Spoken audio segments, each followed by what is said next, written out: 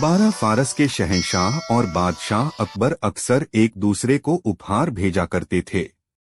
एक बार उपहार में फारस के शहंशाह ने बादशाह अकबर को एक दुर्लभ किस्म का इत्र भेजा। इत्र लगाने की चाहत में अकबर अपने कक्ष में गए और इत्र की शीशी खोलने लगे। लेकिन जैसे ही उन्होंने शीशी खोली, इत्र की एक बूंद जमीन पर गिर गई। अकबर फौरन घुटनों के बल बैठ गए और उंगली से समेटकर इत्र की उस बूंद को उठाने लगे। ठीक उसी समय किसी काम से बीरबल कक्ष के अंदर आ गया। घुटनों के बल बैठे अकबर ने जब बीरबल को अपने सामने पाया तो वे हड़बड़ा गए। उस हालत में अकबर को देखकर बीरबल मुंह से तो कुछ ना बोला, लेकिन उसकी आंखें हंस रही थी। अकबर को बेहद शर्मिंदगी महसूस हुई। हिंदुस्तान का बादशाह इत्र की एक बूंद के लिए अपने घुटनों पर आ गया। ये शर्म वाली बात तो थी। अकबर को लगा कि बीरबल अवश्य ऐसा ही कुछ सोच रहा होगा। पढ़ें हथौड़ा और चाबी, प्रेरणादायक कहानी, hammer the key motivational story. उस समय तो वे कुछ न बोल सके, लेकिन उनका मन उन्हें अंदर ही अंदर कचोट रहा था। वे किसी भी तरह बीरबल की अपने प्रति धारणा बदलना चाहते थे। इसलिए अगले ही दिन अपने शाही हमाम को उन्होंने इत्र से भरवा दिया और ऐलान करवा दिया कि कोई भी आकर वहां से इत्र ले जा सकता है। लोग वहां से बाल्टी भर भर कर इत्र ले जाने लगे। अकबर ने बीरबल को बुलवा लिया और यह नजारा दिखाते हुए बोले, बीरबल, देखो प्रजा कैसे खुशी से बाल्टी भर भर कर इत्र ले जा रही है। क्या सोचते हो इस बारे में? अकबर की मंशा बीरबल को ये दिखाने की थी कि हिंदुस्तान का बादशाह अकबर इत्र के मामले में कंजूस नहीं है। वह चाहे तो हमाम भर इत्र दान कर सकता है। बीरबल मंद मंद मुस्कुराते हुए बस इतना ही बोला, बूंद से जाती वो हौस से नहीं आती, अर्थात पूरा सागर भर देने के बाद भी वो कभी नहीं लौटता जो एक बूंद से चला गया हो। बीरबल ने इस वाक्य के सहारे कह दिया कि अकबर की इत्र का बूंद उठाने की स्वाभाविक कंजूस प्रवृत्ति के कारण जो इज्जत चली गई है, अब वो पूरा का पूरा सागर भर देने के बाद भी वापस नहीं आ पाएगी। सीख, मोरल ऑफ द स्टोरी। मनुष्य का चरित्र उसकी स्वाभाविक प्रवृत्ति से निर्धारित होता है, दिखावा करने से नहीं। स्वाभाविक रूप से की गई हर क्रिया प्रतिक्रिया मनुष्य के वास्तविक स्वरूप को दर्शाती हैं। उसे दिखावे का आवरण ढक नहीं सकता। इसलिए दिखावे का भ्रम न कर अपने वास्तविक स्वरूप में ही रहना चाहिए। मित्रों, आपको अकबर बीरबल 2 गर्मी के दिन थे।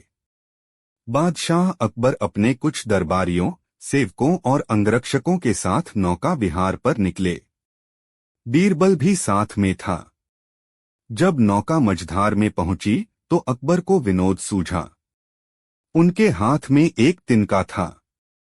उसे दिखाकर वे बोले, जो कोई भी इस तिनके के सहारे नदी पार करके दिखाएगा, उसे मैं एक दिन के लिए दिल्ली बादशाह घोषित कर दूंगा। सारे दरबारी और सेवक एक दूसरे का मुंह देखने लगे। तभी बीरबल बोला, जहांपनाह, मैं यह काम कर सकता हूं, लेकिन ऐसा करने के पहले ही आपको मुझे आज एक दिन लिए बादशाह घोषित करना होगा। अकबर बोले, ठीक है, मैं तुम्हें आज के लिए बादशाह घोषित करता हूं। अब तुम इस तिनके के सहारे नदी पार करके दिखाओ, नहीं तो तुम्हें मौत की सजा मिलेगी। यह कहकर उन्होंने अपने हाथ में पकड़ा तिनका बीरबल को दे दिया। बीरबल तिनका लेकर नदी में कूदने को हुआ, किंतु इसके पहले वह सेवकों और अंगरक्षकों से बोला, आज मैं तुम्हारा बादशाह हूं, तुम अपने कर्तव्य का पालन करो। पढ़ें तेनालीराम की सर्वश्रेष्ठ कहानियां। सुनते ही अंगरक्षकों ने उसे पकड़ लिया।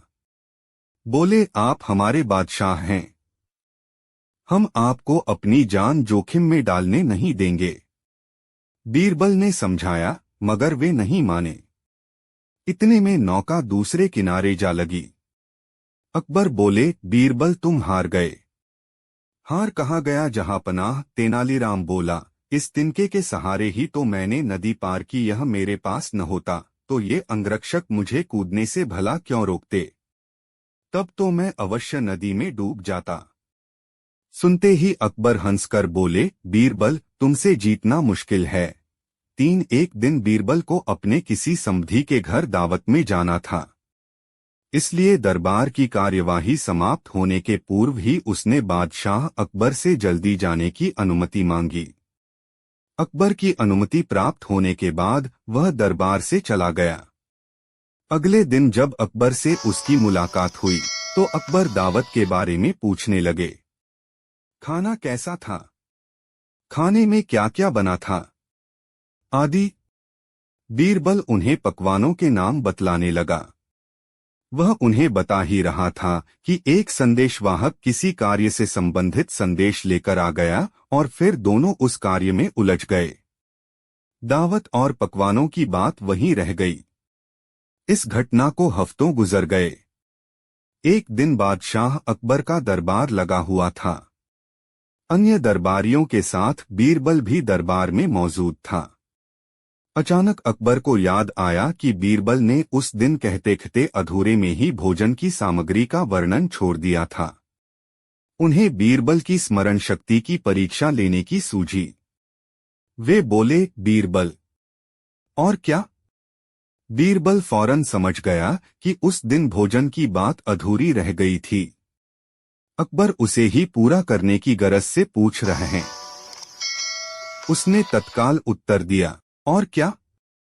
कढ़ी। बस। पढ़ें तेनालीराम की सर्वश्रेष्ठ कहानियां। बीरबल की गजब की स्मरण शक्ति देख अकबर बहुत खुश हुए और अपने गले से मोती की माला उतारकर उसे दे दी। दरबारी समझ न सके कि किस रहस्यमयी बात के लिए बीरबल को मोती की माला मिल गई।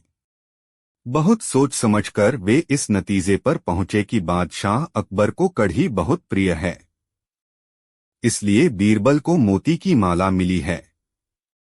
उनका जी भी मोती की माला के लिए ललचाने लगा। अगले दिन सबने अपने घरों पर बढ़िया कढ़ी तैयार करवाई। उसे बनाने में किसी किस्म की कमी नहीं की गई। उस दिन सब अपने साथ कढ़ी की हांडी लेकर दरबार पहुंचे। उन्होंने अकबर के सामने अपनी अपनी हांडी रख दी। अकबर को समझ नहीं आया कि उन हांडियों में क्या है। उन्होंने दरबारियों से पूछा, क्या है इनमें और इन्हें मेरे सामने क्यों लाए हो?